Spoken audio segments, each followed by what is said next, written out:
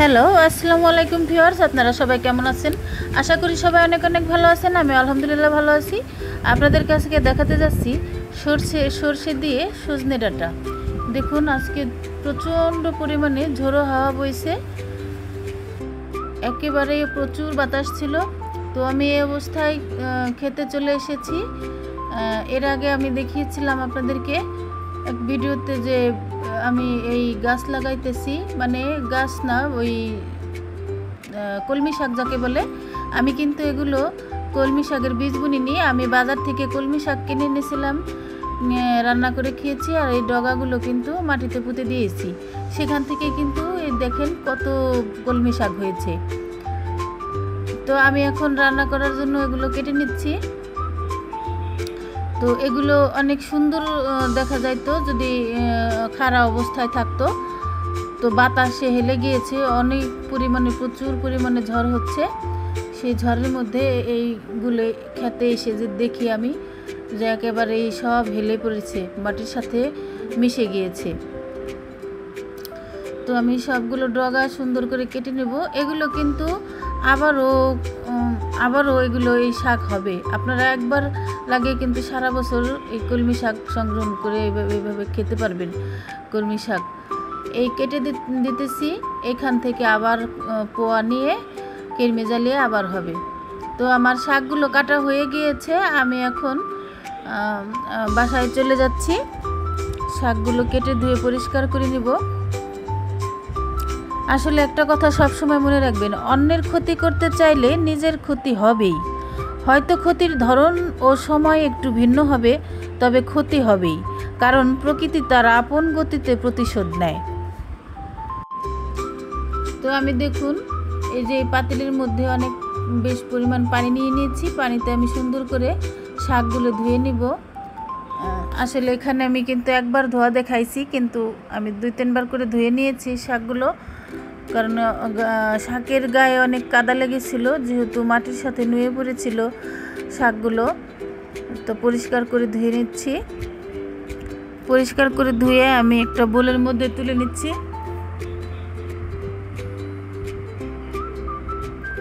আসলে আমার শাক হলে আর কিছুই লাগে না, আমি শাক দিয়েই ভাত খেতে পারি। মাছের চাইতে আমার কাছে শাক ভাত অনেক ভালো লাগে। দেখুন কি ময়লা পানি বেরিয়েছে। তো আমার অফ ক্যামেরায় আরও বেশি করে ধুয়ে নেব।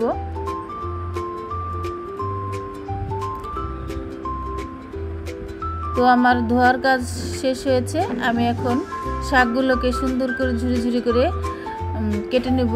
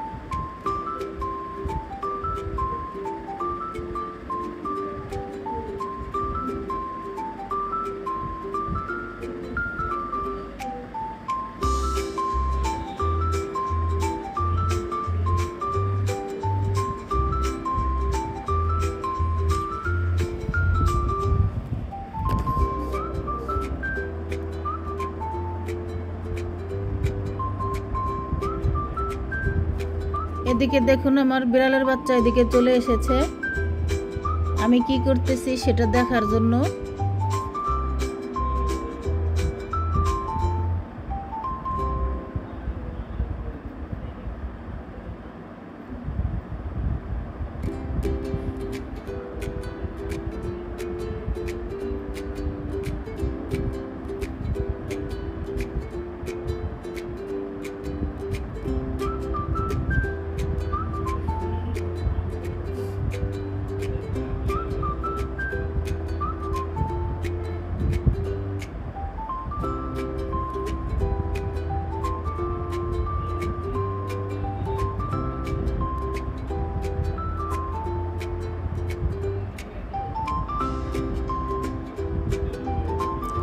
দেখুন আমার সবগুলো শাক কাটা হয়ে গিয়েছে, আমি এখন চুলায় চলে যাব।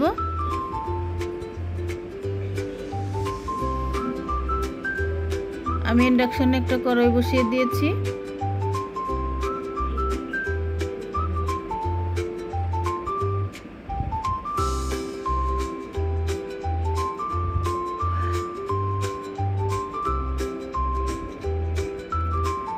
আসলে ক্ষেত থেকে নিজের লাগানো যে কোনো গাছের সবজি রান্না করে খেয়ে দেখবেন, সেটার মজাই আলাদা। আর খাওয়া যেমন তেমন, আপনি দেখবেন কোনো গাছপালা লাগাইলে, কোনো সবজি লাগাইলে সেটা থেকে যদি ফলন ধরে, মানে নিজের কাছে যে কী আনন্দ লাগে সেটা আপনাদেরকে বলে বোঝাতে পারবো না। আপনারা নিজে লাগাইলেই উপলব্ধি করতে পারবেন। তো এদিকে আমি এই যে হাম্বলদিস্তার মধ্যে কিছু রসুন নিয়ে নিয়েছি, আস্ত কোয়া। সেই কোয়াগুলোকে আমি একটু থেতলো করে নিচ্ছি এই শাকটা রান্না করার জন্য। এই শাক কিন্তু অনেকেই দুইভাবে রান্না করা যায়। অনেকেই দেখা গেছে আগে পানি দিয়ে একটু সিদ্ধ করে নেয়, তারপরে বাগার দেয়। আর আমি কিন্তু ওই প্রসেসে রান্না করতেছি না। আমি তেলের উপরে পেঁয়াজ মরিচ ভেজে নিয়ে, রসুন ভেজে নিয়ে তারপরে শাকটাকে এর মধ্যে ছেড়ে দেবো। তেলের উপর ছেড়ে দিয়ে তারপর রান্না করব। তো আমি কড়াইয়ের মধ্যে তেল গরম করে নিচ্ছি। তো বন্ধুরা, আমার এই কলমি শাকের রেসিপিটা আপনাদের কাছে কেমন লেগেছে, আর কলমি শাক আমি লাগিয়েছি সেটা আপনাদের কাছে কেমন লেগেছে অবশ্যই কমেন্ট করে জানাবেন। আপনাদের কমেন্ট পড়তে আমার খুবই ভালো লাগে। আমি চেষ্টা করব আপনাদের প্রত্যেকটি কমেন্টে রিপ্লাই দেওয়ার জন্য। আর আমার চ্যানেলে নতুন হয়ে থাকলে অবশ্যই চ্যানেলটিকে সাবস্ক্রাইব করে বন্ধু হয়ে আমার পাশে থাকবেন।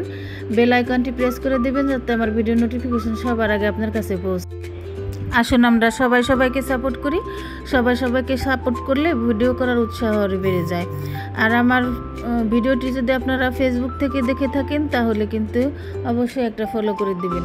তো আমি গরম তেলের মধ্যে 2-3টা শুকনো মরিচ ভেঙে দিয়ে দিয়েছি সেই থেতলো করে রাখা রসুন কুচি, রসুনগুলো। আর এখন আমি পেঁয়াজ আর কাঁচামরিচ কেটে রেখেছিলাম সেটা এর মধ্যে দিয়ে দিচ্ছি।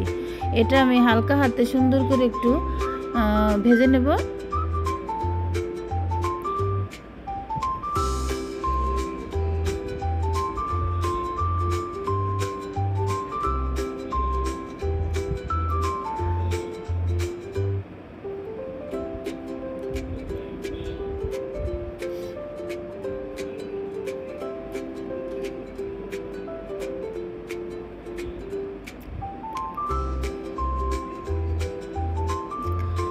আমার ভাজা হয়ে গিয়েছে, আমি এখন শাকগুলোকে এর মধ্যে দিয়ে দেব। আমি কিন্তু খুব বেশি পেঁয়াজ মরিচগুলো খুব বেশি ভাজিনি, আমি হালকা একটু ভেজে নিয়েছি।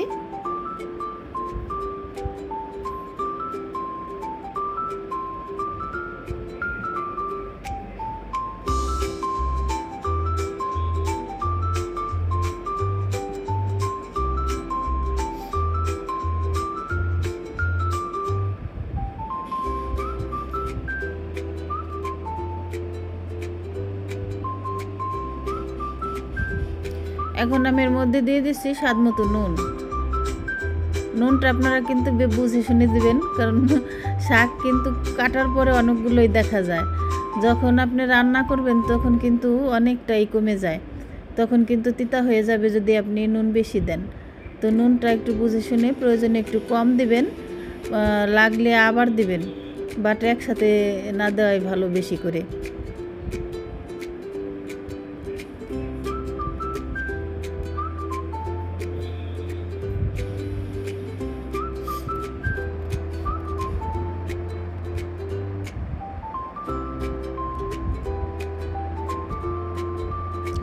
আমি এখন একটু ঢাকনা দিয়ে ঢেকে দিলাম, একটু রান্না হতে থাক, জাল করে নেব একটু। আর একটু পর ঢাকনা খুলে আমি সুন্দর করে একটু নেড়ে চেড়ে দেবো যাতে আবার নিচে পুড়ে না যায়।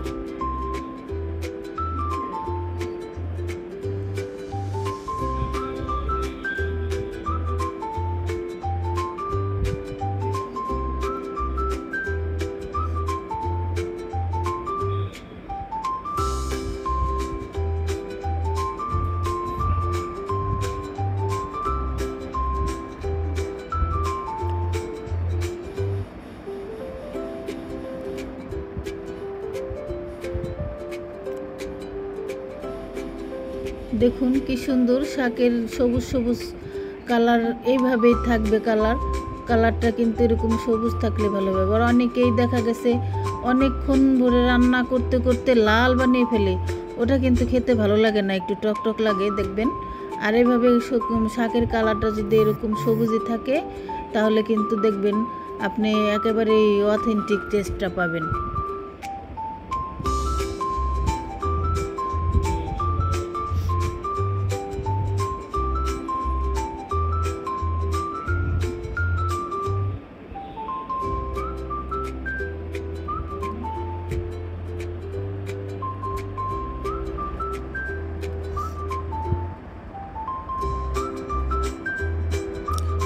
তাহলে বন্ধুরা আজ এই পর্যন্তই, পরবর্তী নতুন কোনো ভিডিও নিয়ে আপনাদের মাঝে হাজির হব। সে পর্যন্ত সবাই ভালো থাকবেন, সুস্থ থাকবেন। আল্লাহ হাফেজ।